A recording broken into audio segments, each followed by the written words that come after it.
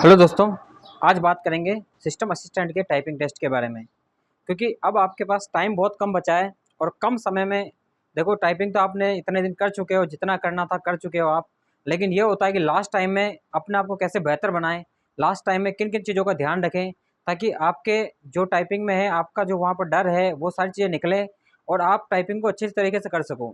क्योंकि बहुत सारे लोग अच्छी तरह से तैयारी करके गए घर पे, लेकिन वहाँ पे भी रह जाते हैं डर की वजह से, कुछ कारणवश से।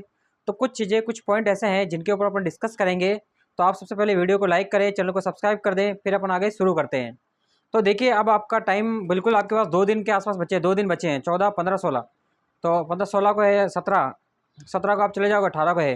तो बहुत कम टाइम बचा है। ठीक है।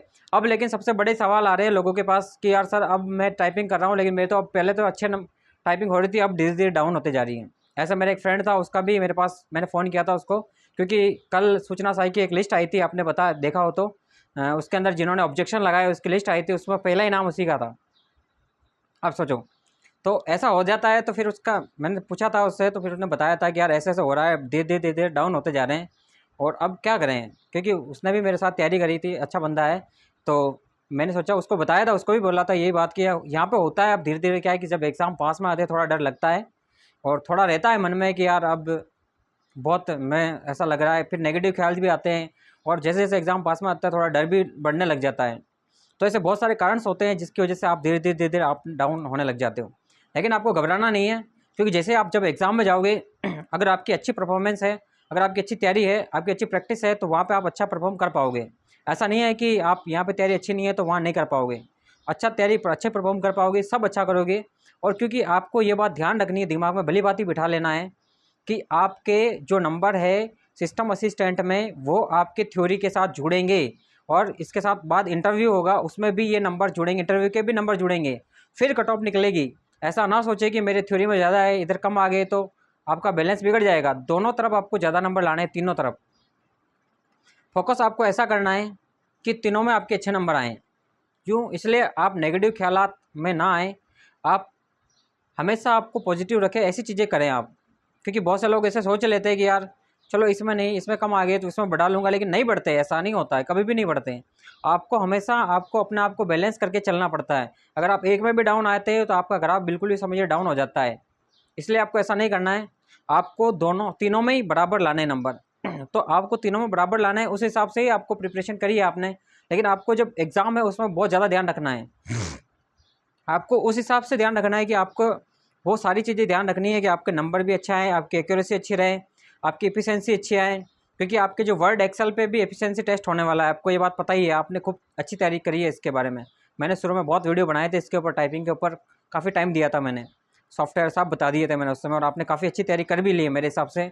बहुत कम लोग होंगे जिन्होंने थोड़ा कम ध्यान दिया होगा, लेकिन कुछ लोग ऐसे हैं जिन्होंने धुएँधार तैयारी कर रखी है, बहुत सालों से तैयारी कर रहे हैं वो। तो ऐसा नहीं है कि तैयारी कम है, जिसके अगर थ्योरी में कम नंबर भी है तो अगर वो यहाँ अच्छे ले आएगा तो वो वैसे ही आगे निकल जाएगा दूसरों से।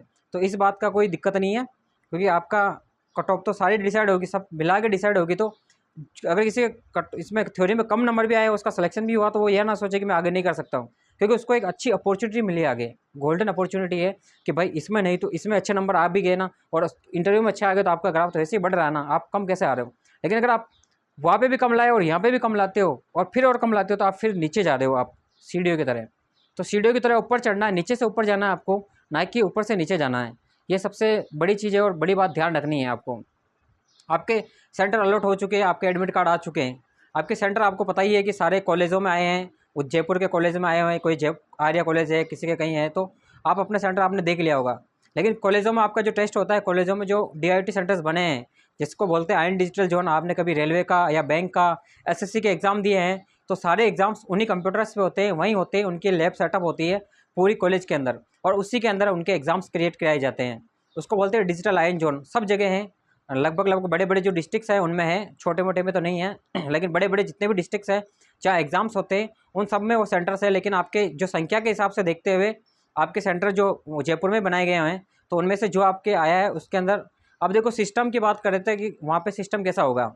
सबसे बड़ी बात ये होती है कि सिस्टम की बात होती है, क्योंकि मैंने एग्ज़ाम दिए, आर्या में भी एग्ज़ाम दिया है मैंने, और रेलवे का एग्ज़ाम दिया था आर्या में भी, और उसके अलावा दूसरे कॉलेजों में सब में एग्ज़ाम दिए। मैं जयपुर रहा, काफ़ी साल रहा मैं, मतलब साल, 1.5 साल तक रहा था मैं, काफ़ी साल तो नहीं कह सकते, 1.5 साल रहा था मैं। जब कोरोना का दौर आया था उसके बाद मैंने छोड़ दिया था जयपुर। तो उस समय मैंने वहाँ पे सारे कॉलेजों में लगभग एग्ज़ाम दिए थे सब में, किसी में बैंक का दिया है, किसी में रेलवे का दिया है, किसी में एसएससी का दिया है। तो उन सभी में आप देखिए, मान के चलिए कि देखो अलग अलग कंपनीज़ के अलग अलग कंप्यूटर्स है, अलग अलग कीबोर्ड है। तो ऐसा नहीं है कि आपने जो टाइपिंग करी है वही आपको मिले। लेकिन आप ये ना सोचें कि मेरे को ये मिला है तो मेरे को यार ये गलत मिल गया है, क्योंकि माइंड में छोटी सी भी अगर नेगेटिविटी बैठ जाती है तो फिर आपके पूरा एग्जाम ही डिस्टर्ब हो जाएगा। तो आप कभी कीबोर्ड को देखो ही मत जाके कि कौन सी कंपनी का मिला, जो मिला वो सब कंपनी सही है, क्योंकि वहाँ जाने के बाद सब सही है। अगर आप देखने लग गए कंपनी और माइंड में थोड़ी सी नेगेटिविटी आ गई तो बहुत पीछे रह जाओगे। आपको कुछ नहीं देखना, जाना है और भिड़ जाना है टाइपिंग से। बस आपको पता है बटन कहाँ है, अपनी उंगलियाँ सब अपने आप चलते रहेंगे, आप तो स्क्रीन देखोगे, क्योंकि आपने टाइपिंग इतनी फास्ट और इतनी अच्छी सीख रखी है कि अब आपको कीबोर्ड पे देखने की ज़रूरत नहीं पड़ती। बहुत से लोग ऐसे भी हैं, कुछ एक होंगे जो जिन्होंने अभी स्टार्ट करी हो, लेकिन काफ़ी लोग ऐसे हैं जिनको देखने की ज़रूरत नहीं पड़ती कीबोर्ड पे। तो आपको कीबोर्ड वीबोर्ड को इतना ज़्यादा देखना नहीं है और इतना ज़्यादा घोर नहीं करना है। आपको सिर्फ उसके बटन के जमा के, अपना हाथ जमा के उसी पे कीबोर्ड की तैयारी स्टार्ट करना है, उसी पे अपना टाइपिंग करते रहना। टाइपिंग जैसे टेस्ट स्टार्ट हो और अपनी टाइपिंग स्टार्ट कर दें। वर्ड, एक्सेल और इनमें आप ध्यान रखें फॉर्मूले वगैरह का। अगर आपको फार्मूला डायरेक्ट लिखने के लिए बोला है तो लिखें आप, नहीं तो ऐसा नहीं है कि आप डायरेक्ट चले जाओ फंक्शंस में चले जाओ और वहाँ पे आप फार्मूला ढूंढो और वहाँ से ऐड करो, तो वो मान्य नहीं होता है। इस बात को भी आप ध्यान रखें, जो पूछा गया है वही करना है, एक्स्ट्रा आपको कुछ नहीं करना है, एक्स्ट्रा दिमाग नहीं लगाना है। एक्सेल और वर्ड में ऐसा होता है कि कहीं से एक्स्ट्रा दिमाग लगा के वो चीज़ वैसी वैसी बन तो जाती है, लेकिन फिर वो अपने उनके हिसाब से गलत हो जाती है, क्योंकि वो सॉफ्टवेयर बेस्ड है। ऐसा नहीं है कि वो कोई लोग चेक करेंगे जो हाँ यार सही आ गई तो इसको मैच करा राइट, ये सही आ गई सही करा सही, ऐसा नहीं होता है। जो चीज़ें सॉफ्टवेयर बेस्ड है वो सॉफ्टवेयर बेस्ड ही है, उस पर सॉफ्टवेयर बेस्ड ही रिजल्ट आते हैं। तो इसलिए इस बात का भी आप ध्यान रखें। बहुत सारे की पॉइंट्स हैं। हाँ, एक ये है कि आपके सुबह सुबह स्टार्ट होगा एग्ज़ाम 9-1 बजे के आसपास, 9 बजे, तो आप पहले चले जाएँ। ऐसा नहीं है कि आप लेट जा रहे हो, क्योंकि जयपुर जाना है आपको। यहाँ से काफ़ी बहुत दूर से लोग जा रहे हैं, चित्तौड़ से जाएंगे, कोई कहीं से जाएगा, कोई कहीं से जाएगा, बहुत दूर दूर से जाएंगे लोग। तो आप टाइम पे चले जाएँ आप। ऐसा नहीं हो, क्योंकि जयपुर का ट्रैफिक आपको पता ही है, इतना होता है। अगर आप रेलवे से जा रहे हैं तो रेलवे स्टेशन के बाद आपका कॉलेज दूर है, 15-20 किलोमीटर है, 21 किलोमीटर है।